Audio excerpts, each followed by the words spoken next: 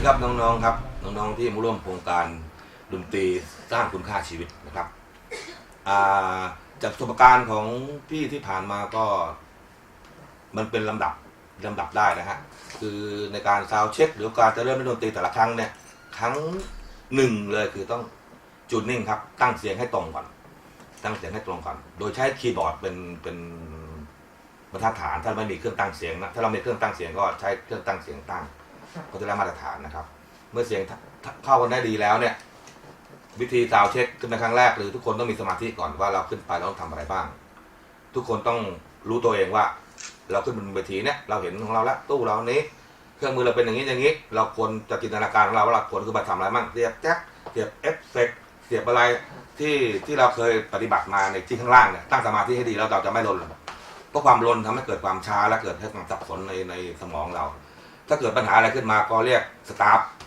ตู้ไม่ดังหรือว่าเอฟเฟกต์เสียหรือว่าไอ้นู่นไม่เสียหรือว่าเรียกสตาฟไปทันทีเลยเพราะจะช่วยแก้ปัญหาได้ทันทีตรงนั้นไม่ต้องเกรงใจนะฮะน้องๆเข้ามาร่วมกิจกรรมในครั้งนี้ก็ไม่ต้องเกรงใจสตาฟเรียกถามเขาได้เลยนะฮะหรือเมื่อเราจูนนิ่งเสร็จตั้งสมาธิเสร็จพับขึ้นไปบนเวทีเนี่ยเราก็มุ่งไปที่เครื่องดนตรีของเราไม่ต้องสนใจใครทั้งสิ้นสนใจในเครื่องที่เราต้องทำให้เสร็จก่อนนะฮะวิธีจะปรับพื้นฐานข้างแรกก็เมื่อเราเสียบแจ็คเสียบทุกอย่างดังหมดทุกอย่างควรจะปรับไปที่แฟลตหมดนะฮะแฟลตก็คือลักษณะตู้ก็จะเป็นแฟลตเนี่ยทุกคนคงจะรู้ดีนะเบอร์5อะไรเบอร์5หรือจะแฟลตหมดทุกอย่างจะเป็นแฟลตหมดเมื่อเป็นทุกอย่างเป็นแฟลตหมดเนี่ยมันจะเกิดเสียงที่เป็นกลางก่อนถ้าน้องต้องการเสียงที่ทุ้มน้องก็เพิ่มเบสเข้าไปหรือว่ามันทุ้มไปก็ลดเบสลงมาหรือมันแหลมไปก็ลดแหลมลงมาอยากให้แหลมเพิ่มขึ้นก็เพิ่มแหลมเข้าไปอันนี้อยู่ที่สถานที่ด้วยสถานที่เนี่ยสมมุติว่าถ้าเวทีเราเนี่ยตั้งปะทะกับตึกเนี่ยเสียงมันจะมีฟีดแบ็กกลับมา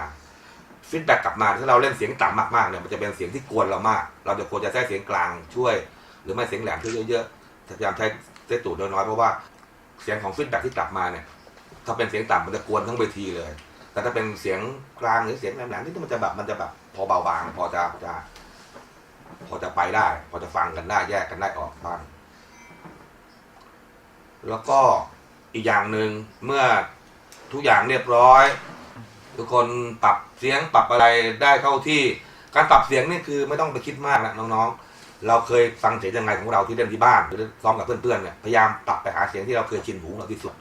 บิดไปหาตรงนั้นแล้วเราจะไม่เกิดความกังวลเมื่อเรารักเสียงที่เรา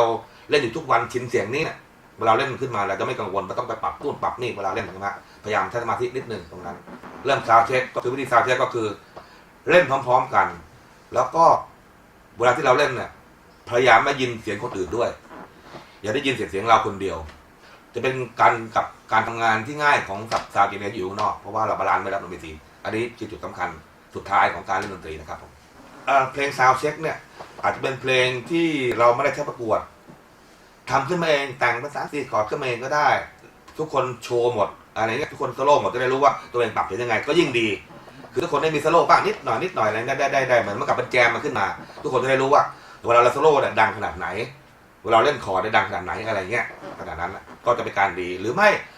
เอาเพลงคาราบาวมาเป็นบรรเลงก็ได้ที่ทุกคนถนัดผ่านการโซโล่ทีละท่อนอะไรเงี้ยคนนู้นโซโล่ทีคนนี้โซโล่ทีอะไรนะในเพลงหนึ่งอะไรเงี้ยมันจะได้รู้แล้วจะคุมซาวตัวเองได้ดีต้องจริงจังคือซาวเช็คเนี่ยเหมือนกับเรายังไงเช็คครั้งสุดท้ายเหมือนเครื่องบินก่อนที่จะขึ้นเนี่ยต้องตรวจเครื่องครั้งสุดท้ายก่อนจะบินซาวเช็คกันเหมือนกันเพราะนั้นครั้งสุดท้ายต้องทำให้เหมือนกับเล่นจริงที่สุดเพราะว่าซาวดีๆที่อยู่ข้างนอกเขาปรับเสียงเขาจะได้รู้ว่าน้องๆเล่นกันดังขนาดไหนเบาขนาดไหนเพราะแต่ละวงเนี่ยไดนามิกหรือว่าเสียงที่เล่นออกมาจะดังไม่เท่ากันบางวงเล่นเพลงเบาๆเขาก็เล่นเพลงเพราะบางวงเล่นเพลงดุๆวงร็อกเขาก็เล่นเพลงหนักเพราะฉะนั้นการทำงานซาวด์เอนจิเนียร์เนี่ยจะทำงานตอนที่น้องๆซาวด์เช็คกันเนี่ยแทบจะ100%ที่เขาต้องใช้สมาธิตรงนั้นเพราะว่าระหว่างที่น้องประกวดต้องมาบิดรูปบิดนี่มันหอบูบ้านน้องสมาธิก็เสียใช่ไหมฮะเพราะนั้นเวลาซาวด์เช็คเนี่ยควรทำให้เต็มที่100%เหมือนกับเราเล่นจริงขอให้น้องๆทุกคนที่มาร่วมกิจกรรมในครั้งนี้อย่าโอกาสนี้ไปฟิตตัวเองให้เจ๋งมีอะไรดีๆงัดมาโชว์ให้หมดและสิ่งที่ปรากฏบนเวทีหรือที่น้องแสดงออกมาเนี่ยมันจะเป็นสิ่งที่จะนำความ ก้าวหน้าของน้องไปในโลกของดนตรีน้องยังทำงานอย่างอื่นก็ได้แต่มีดนตรีอยู่เล่นดนตรีเป็นก็จะเป็นแบบลักษณะแบบเราเป็นพนักงานบริษัทเป็นผู้จัดการธนาคารแต่เล่นดนตรีเป็นก็คือเสน่ห์ของเราเองอันนี้ไม่ต้องคิดว่าเราเล่นเพื่อเล่นสไตล์แบบจริงๆไปเลยวันนี้เมื่อเราเข้าประกวดแล้วต้องแบบไม่ประกวดเล่นๆมาแบบอย่างเงี้ยก็ไปอะไรเงี้ยแบบไม่เกิดประโยชน์กับเสียเวลาเปล่าทำให้จริงจังแล้วจะได้ประโยชน์จากสิ่งนั้นจริงๆครับแล้วพบกันครับน้องๆ